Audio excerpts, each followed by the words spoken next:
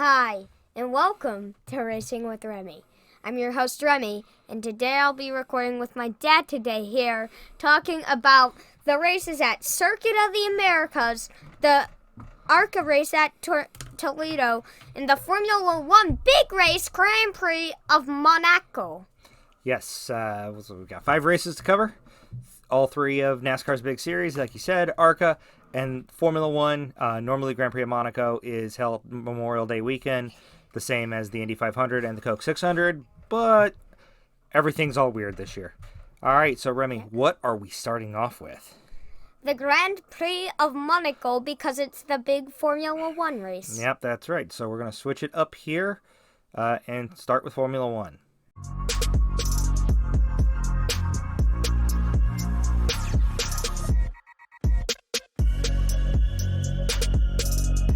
So Remy, tell us what happened at the Grand Prix of Monaco. So Max Verstappen won, but that's not the only thing that happened because Charles Leclerc, who won the pole, couldn't start because of something happened to his car right before the start. Yeah, so the pole sitter, not only did he not start on the pole, he didn't start the race at all.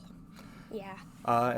What else happened in Monaco, son? That was crazy. Valtteri Bottas ended up having his race ended because of a wheel that wouldn't budge. Yeah, the air gun would not take off the lug nut on the right front. It was the only one it wouldn't take off. So because they couldn't change the tire, it wasn't safe to go out there. So his race ended in the pits due to a part failure.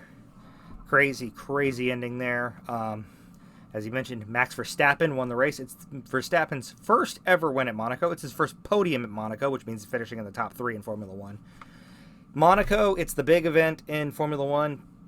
Has bitten Max Verstappen much in the same way Daytona bit Dale Earnhardt or Tony Stewart or Kyle Busch. Much in the same way Indy bit Michael Andretti for years. So yeah, it's Max Verstappen finally comes through with the big win. So that'll wrap up the overseas portion of Racing with Remy this week. We're coming back stateside. What series are we heading to, Rem? ARCA.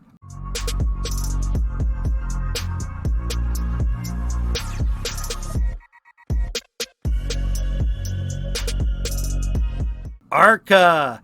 I think it was called the Hare's Potato Chip. I forget the mileage. From 200 from Toledo. So tell us what happened there, Remdog.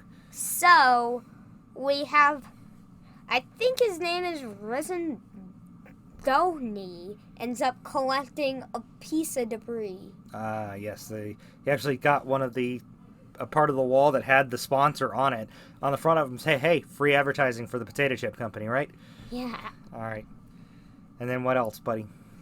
And then we have Ty Gibbs won. Ty Gibbs won. It's his 3rd win of the season. He had a great race for the last 25 laps with Corey Heim, who's won most of the other races of the season. They're the 2 championship contenders, and it was a battle. It was a fun battle. Gibbs came out on top this time. I wouldn't be surprised to see them battle at other tracks, and Heim come out on top. All right, so that'll wrap up ARCA. Now we're going to NASCAR. Remy, what series are we going to? Xfinity. We're going to start with Xfinity.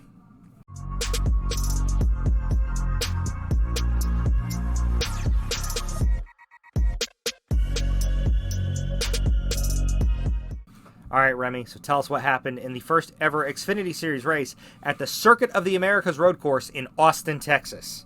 So first thing that happened was Noah Gragson spins as the Dinger wins stage 1, and Noah Gragson ends up finishing in last due to that spin. And as I just mentioned, that was right, as the Dinger won stage 1. Yes, AJ Allmendinger wins stage 1. Noah Gragson, we talked about him being snake bitten this year a lot as he's closing out on wins. At least, I guess this time he can sit here and say, hey, I was nowhere close to winning when the problem happened. But all right, so what happened next? So then we have Justin Haley won stage 2. Justin Haley, a pretty good driver, gotta say. What's next, buddy? Then Kyle Busch won. Kyle Busch had the dominant car most of the day. Honestly, Allmendinger and Haley only won stages due to how pit stops worked. Kyle Busch went out and he dominated the Circuit of the Americas in the Xfinity Series. So, congrats to Kyle. All right, so I believe now we're heading to the Truck Series. Yup.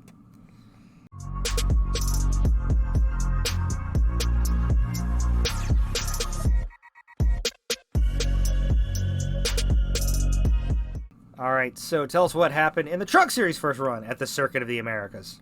Austin Hill has a spin. Austin Hill. Don't know much about him. I know the name. That's about it. Then Tate Fogelman has a spin. I have no clue who Tate Fogelman is. I don't even know the name. At least Austin Hill had that. Ty Gilliland won stage 1. Todd Gilliland. Todd Gilliland. Todd Gilliland, not Ty Gilliland. Yes. All right, what's next, buddy? Then we have Ben Rhodes won stage 2. Ben Rhodes. Know a lot about him. He's pretty good. He's won some truck races before. And then we have Parker Kligerman has a spin. Parker Kligerman. Haven't heard a lot about him in a while.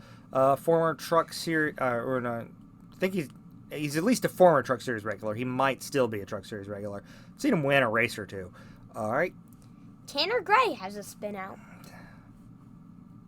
Tanner Gray's in that Austin Hill category. I've heard the name, but I couldn't tell you anything about him. Stuart Friesen has a spin out. Another week, another Stuart Friesen crash. Yeah. Anyway. And Todd Gilliland won. Todd Gilliland with the win. Good for him. And finally, we're heading to the Cup Series.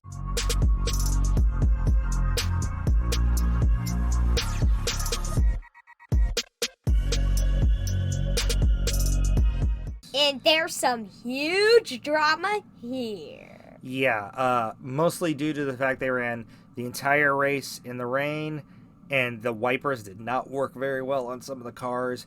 They could not see. It was a big controversy. Tell us about the day, Remy. So the first thing that happens is Daniel Suarez locks up his brakes. Yeah, it was all really crazy. Really, really crazy. On the literal first lap of the race, half the field pitted because they started on dry tires because it wasn't raining when they were doing their pace laps. But by the time they got the green flag, the rain had started falling, and it started falling hard enough that they needed to switch to rain tires. At one point, all but 5 cars had come in because 5 of them looked at the radar and felt like they would be pitting so early that it wasn't worth starting on dry tires. So those 5 crew chiefs decided to start on rain tires, and they were up near the front at the beginning of the race. Spoiler alert, none of the 5 of them are up near the front near the end because they weren't 5 good cars. Anyway. It's not that, well, at least I'll give one of them has more than 28 career wins. Okay, Martin Truex is a good driver and a good team. But had bad luck in this race. But the rest of them, I think, combined for 1 win. So. Yeah. But what's next, buddy? Joey Logano won stage 1. Yeah, Joey Logano. Less said about him, the better. Next. Then we have Christopher Bell, Bubba Wallace, Ryan Blaney, and Kevin Harvick all have a bizarre accident. So it starts off with Christopher Bell getting into Ryan Blaney. Then Kevin Harvick checks up. Bubba Wallace has no idea that the 4 is checking up. And so the 23 just rams into the 4. Yeah, it was actually 2 different 2-car crashes. Ryan Blaney, just when he got hit by Bell, he just spun out, but it caused significant damage to Bell's car. Bell was out of the race. Bell, who you might remember, won the Daytona road course earlier in the year, so we know he's pretty good on road courses. And then as explained, Kevin Harvick couldn't see, so he checked up. Bubba Wallace couldn't see, didn't know Harvick had checked up, got into the back of Harvick, took both Bubba and Harvick out of the race. So at the end of the day, Harvick said that the racing in the rain there was the dumbest decision NASCAR's made in his career in the organization, which has been in Cup for 20 years. and he was in Xfinity before that. So, yeah, he's seen some dumb decisions from NASCAR over that time frame, and he was very vocal about not liking their decision to run in the type of rain they were running. And let's be clear, it's not running in the rain in general, because there are safe rains to run in. He felt like that they went too long before calling the race because the rain was too hard. But anyway, what happened next, buddy? Then we have Martin Truex has a near flip when he gets into the back of Michael McDowell, and that also collects Cole Custer, who rams in the back of Martin Truex as Martin Truex is slowing down. Cole Custer's full steam ahead. Yes, Martin Truex, as we mentioned, was one of the 5 that started on rain tires. Also, Michael McDowell and Bubba Wallace from the last wreck all started on their rain tires. They still got collected in crashes here because, Michael McDowell had to check up, much like Kevin Harvick. Martin Truex couldn't see him, much like Bubba Wallace. Got into him, and then Cole Custer couldn't see that there had been a crash and plowed right into Martin Truex. It's something that Martin Truex's fiance, I think it's his fiance, they may be married now, but his fiance said, again, kind of echoing sentiments similar to Kevin Harvick, that it was one of the scariest things she's ever seen, and they shouldn't have been racing out there. All right, what happened next? And Kyle Busch won stage 2, who was like Joey Logano's arch nemesis on and off the track. Yeah, Kyle Busch and Joey Logano don't like each other, which is funny because they're very similar in that they're both jerks. They are both unlikable jerks. The difference is, I saw an interview with Kyle Busch this week. Kyle Busch owns that he's a jerk. He knows he's a jerk, and he doesn't care that he's a jerk. So he called Joey Logano Two-Face because he'll try to be all nice and friendly, but he's really a jerk. So I'm kind of, as much as I can't believe I'm saying this, I'm going to be on Kyle Busch's side on something, because at least he owns that he's a jerk. All right, what happened in stage 3, buddy? So, in stage 3, Kurt Busch has a great save. Yeah, wild save there. Great job by Kurt Busch. Amazing job. And Jeff Gordon said on the reporting, I feel like I'm watching a Monster Energy commercial because Monster Energy sponsored Kurt Busch's car. I get it. I'm glad you get it. So what happened next? And Chase Elliott won. Yes, the rain got even harder to where they finally called the race. Chase Elliott was in the lead. It was the 200th career win for Hendrick Motorsports. It was the first win of the season for Chase Elliott, meaning all 4 Hendrick cars have won a race, and if they stay in the top 30 in points, are eligible for the playoff at the end of the year. 16 teams make the playoff. If all 4 make it, a quarter of the field is going to be Hendrick cars. That's going to be good for Hendrick. I like that because I'm a Hendrick guy. See? But, so, Remy, you are a Chase Elliott fan. He's your second favorite behind William Byron. So you're happy that Chase won. It was a 12th career win, I believe, for Chase. Yep. He's the senior driver at Hendrick right now with 12 wins. It's so weird after all those years of Jeff Gordon, Dale Jr., and Jimmy Johnson. Well, of Jeff Gordon and Jimmy Johnson. Dale Jr. does. I mean, Dale Jr. has double-digit wins. I don't think he reached 20 for his career. He was a solid driver, don't get me wrong. But Dale Jr. got a lot of press for his driving because of who his dad was. He's an excellent talent. He scouted some of the greatest drivers to come up, starting with Brad Keselowski and Denny Hamlin. He knows there's a definite place for him in the sport. But as a Cup Series driver, he is not. He was better than average, but he is not nearly as good as his fans tend to make him out to be. Yeah. But that being said, this is the first time NASCAR has ever run the road course in Austin, the Circuit of the Americas. So, Remy, tell us what you thought of this new track for NASCAR. Well, I thought of the new track. I liked all of the races at the COTA. I wish Dale Jr. didn't have that injury so that I could have seen him running at the track. Yeah, given Dale Jr.'s age, he might have already been retired by this point anyway. But maybe he could have run some Xfinity or Truck Series races because he has hopped back in for for Xfinity races here and there. Like a lot of guys do when they retire, they'll come back for lower circuits for a race here or there. Darrell Waltrip ran some truck races after retiring. Bobby Labonte, Terry Labonte. A lot of guys have done that. All right, so you like COTA. You're not the biggest road course fan, but you like COTA. Would you like to see COTA stay on the circuit going forward? I'd like to see them for another year because what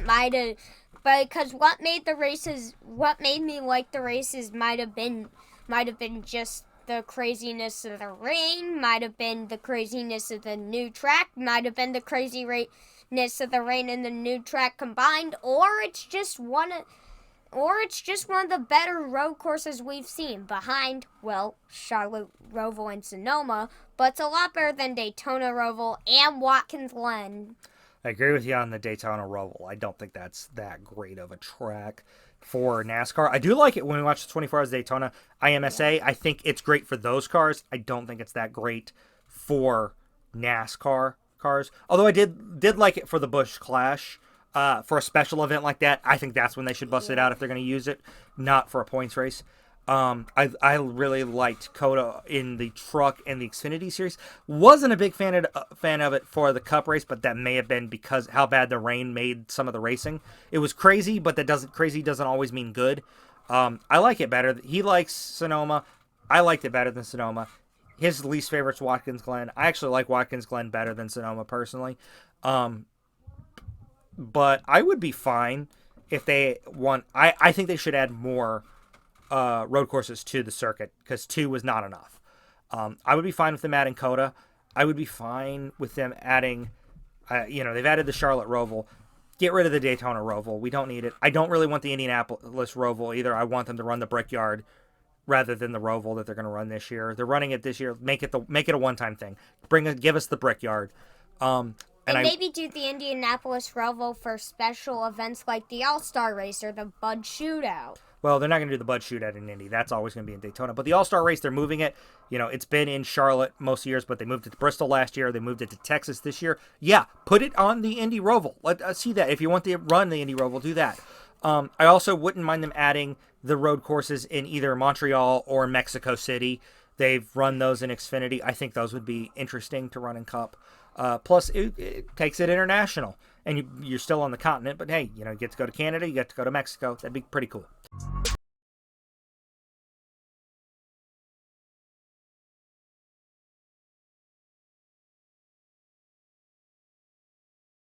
All right, that's going to wrap up Racing with Remy for this week. Remy, tell them where they can find us.